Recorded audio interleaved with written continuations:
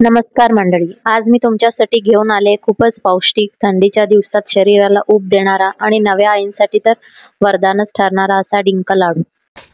इथे मी घेतला आहे 250 ग्रॅम खोबरं, जे मिक्सरमध्ये बारीक करून घेतलंय. 250 ग्रॅम खारीक पावडर, 200 ग्रॅम डिंक, 50 ग्रॅम बदाम, 50 ग्रॅम काजू, 100 ग्रॅम ऑलिव्ह घेतले आहेत, 150 ग्रॅम मखाने घेतलेत, 350 ते 400 ग्रॅम पर्यंत तूप लागेल आपल्याला, 300 ग्रॅम एवढं गूळ लागेल, 1 टेबलस्पून इलायची पावडर, 1 टेबलस्पून सुंठ पावडर, अर्धा एवढं जायफळ लागेल, 1 टेबलस्पून खसखस. असं हे साहित्य आहे. आता एका कढईमध्ये मखाने भाजून घेऊया. मखाने थोडे चिवट असतात, त्यामुळे थोडेसे भाजून घेतले की ते मस्त कुरकुरीत होतात आणि जेणेकरून वाटायला आपल्याला इझी पडेल. हे पहा, एकदम कुरकुरीत असं झालं आहे मखाना. लो मीडियम फ्लेमवर मी भाजला आहे. काढून घेऊया. त्याच कढईमध्ये आता आपण खोबरं घेऊया, सुकं खोबरं. हे सुकं खोबरं हलकं सोनेरी रंग येईपर्यंत आपल्याला भाजायचं आहे. यामध्ये तूप टाकायची गरज नाही, हे सुकंच भाजून घ्यायचंय. हे सगळं जिन्नस एका परातीमध्ये काढूया आणि त्याच कढईमध्ये 2-3 चमचे तूप टाकून सुका मेवा आपण भाजून घेऊया. सुक्या मेवामध्ये मी इथे बदाम आणि काजू घेतला आहे. तुम्ही चारोळी देखील घेऊ शकता, पण जर अक्रोड घेतला तर लाडू जास्त दिवस टिकणार नाहीत बाहेर, कारण एवढी पण थंडी नाहीये. मुंबईला तर एवढी थंडी नाहीये. जिथे थंडी असेल तिथे टिकू शकतात.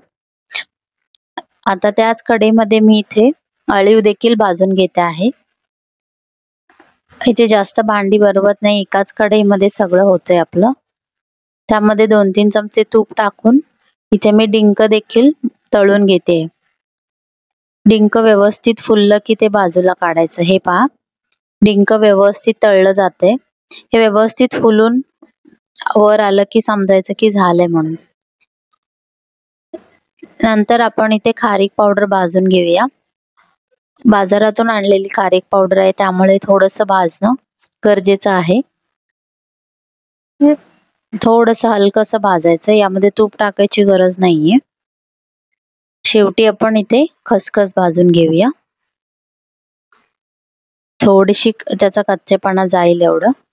आता मिक्सरच्या भांड्यात ठेवलेले मखाने आपण बारीक करून घेऊया.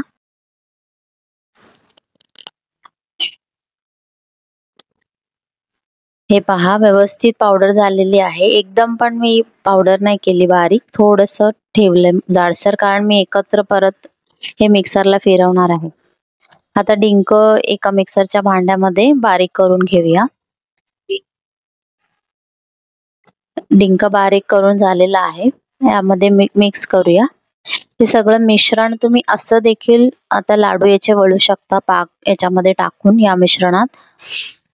पण मी याला बारीक करणार आहे, कारण मला सासऱ्यांना हे दातामध्ये अडकतं, त्यामुळे मला एकदम बारीक करायचं आहे, जेणेकरून त्यांना खायला इझी पडेल.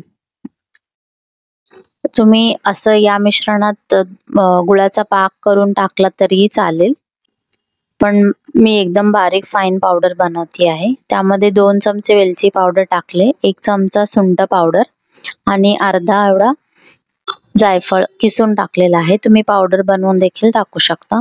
हे सगळं जिन्नस मिक्स करून ठेवते. आता आपण पाक बनवायला घेऊया. यामध्ये उरलेलं सगळं तूप घेतलं, त्यामध्ये गूळ टाकला किसलेला आणि हलवत हलवत ते गुळाला वितळून द्यायचंय. इथे गॅस एकदम लो आहे आणि कढई एकदम गरम आहे, त्यामुळे हलवत हलवत त्याला फक्त वितळवायचं. हे पहा, आता मी ही गरम कढईच्या टेम्परेचरवरच त्याला वितळवते आहे. व्यवस्थित वितळलं जातं. तुम्ही जास्त जर पाक केला तर ते लाडू कडक होतील, नरम नाही होणार आणि खायला बरे नाही लागणार, ते चवीला बरोबर नाही लागणार असे. आता हे मिश्रण व्यवस्थित मिक्स करून घेऊया. हे पहा, आधी चमच्याने मिक्स करायचं, कारण गूळ एकदम गरम आहे. नंतर आपण हाताने मिक्स करूया. हे एकदम मऊसूत झालेलं आहे मिश्रण आपलं. तुम्हाला जाडसर हवं तर तुम्ही किसलेलं खोबरं पण घेऊ शकता. मी ते सगळं फाईन पावडर केली आहे सगळ्याची. हे पहा, एका हाताने पण वळता येतील असे मऊसूत झालेले आहेत लाडू आपले. असा गोल गरगरीत असा लाडू आपला तयार आहे. याला कसकसीमध्ये गोळायचं आणि खायला रेडी आहे आपला लाडू। हे पहा व्यवस्थित झालेला आहे, एकदम मऊसूत असा। दुसरा एक लाडू मी बनवून दाखवते तुम्हाला। हे पहा एका हाताने पण वळता येतोय, जोर लावायची गरज नाही, व्यवस्थित एकजीव झालेला आहे मिश्रण, व्यवस्थित तो गोल आकार पकडतोय। बाइंडिंग व्यवस्थित आले आहे। प्रमाण व्यवस्थित घेतलं तर लाडू एकदम अचूक बनतील।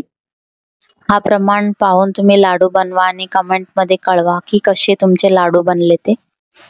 रेसिपी आवडली असेल तर लाईक आणि सबस्क्राईब करा आणि लाडू कसे बनले, काही माझं चुकलं असेल तर तेही कमेंट मध्ये कळवा।